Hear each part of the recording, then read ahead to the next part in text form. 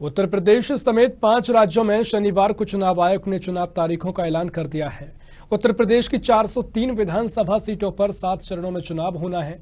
उत्तर प्रदेश में पहले चरण से लेकर 5वें चरण की वोटिंग 10, 14, 20, 23, 27 फरवरी को होगी। वहीं 6ठे और 7वें चरण की वोटिंग 3 और 7 मार्च को की जाएगी। इस बीच चुनाव आयोग के इस फैसले के बाद प्रदेश के पार्टी प्रवक्ताओं ने चुनाव आयोग को लेकर अपनी अपनी प्रतिक्रियाएं दी हैं।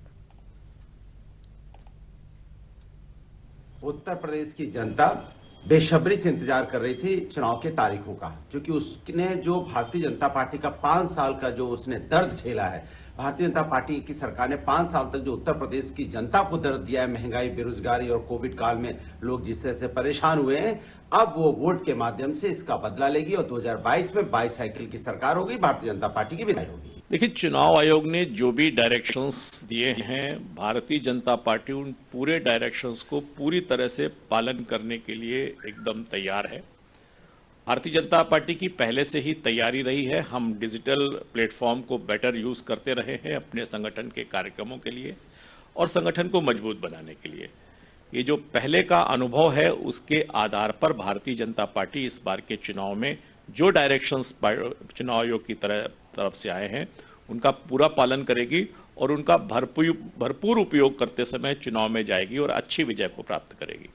सर, दूसरा क्वेश्चन ये है कि चुनाव आयोग ने साफ कहा है कि शराब जैसे और मदद प्रकरण जैसे पर रोक लगेगी और कार्रवाई की जाएगी, और कहा गया है कि ज्यादा से ज्यादातर चुनाव में इन सब ज्यादा चीजों का प्रयोग होता है। इस पर आपका क्या कहना है? चुनाव आयोग तो हमेशा जब भी चुनाव होते हैं तो ऐसे चीजों को प्रतिबंधित करती है, वो उसी प्रकार का है, लेकिन ये प्रतिबंध सार्थक हों और मजबूती के साथ किए जाएं और जनता इस प्रकार के माध्यमों का उपयोग करके जनता का ध्यान दूसरी तरफ न भटकाया जाए। मुझे लगता है एक अच्छा कदम है जिसका स्वागत होना चाहिए।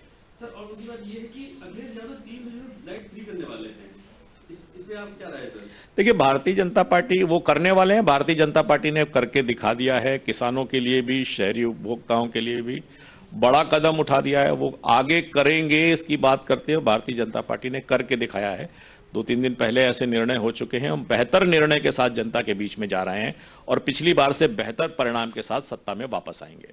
मेरा आखिरी और सबसे महत्वपूर्ण सवाल सर ये है कि अभी कुछ दिन पहले प्रधानमंत्री जी का काफिला पंजाब की ओर जाता है, वह किसी वजह आगे नहीं जा पाता है, तो इसमें आप क्या संदेश देना चाहते हैं पंजाब की सरकार को?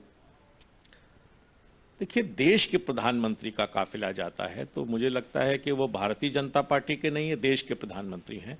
और देश के प्रधानमंत्री की सुरक्षा अगर किसी राज्य की सरकार नहीं कर पाती है तो इसे विफलता ही मानी जाएगी और ऐसी विफलता के लिए मुझे लगता है कि उस सरकार को शर्मसार होना पड़ेगा जो अपने संवैधानिक दायित्वों का भी पालन नहीं कर पा रही।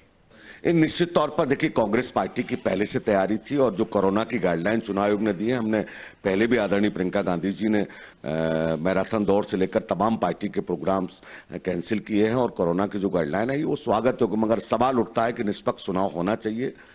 जिन पे दामन में राज्य सरकार में जो अधिकारी भ्रष्ट है, उन पे जो जिनके दामन में दाग लगे, उनको सरकार निर्वाचन आयोग को हटाना चाहिए। और कांग्रेस पार्टी उत्तर प्रदेश में एक नई सरकार देने जा रही है, जो कि हमारी पूरी तैयारी है। पौने 5 साल में लगातार जनता के बीच में प्रियंका गांधी जी के नेतृत्व में हम लोगों ने काम किया, आम जनमानस की आवाज बने और पूरा उत्सव है जो चूंकि चुनावी उत्सव शुरू हो गया, चुनावी महोत्सव शुरू हो गया है। कांग्रेस 23 करोड़ उत्तर प्रदेश की जनता कांग्रेस को अपना जनमत देने जा रही है, ऐसा मैं मानता हूँ। जिसको लेकर कि आप ऑनलाइन भी अपना नामांकन निश्चित तौर पर वर्तमान परिस्थितियां हैं, अभी बहुत सारी गाइडलाइन आई है, पढ़ने को मिलेंगी, मगर हम स्वागत करते हैं चुनाव आयोग को।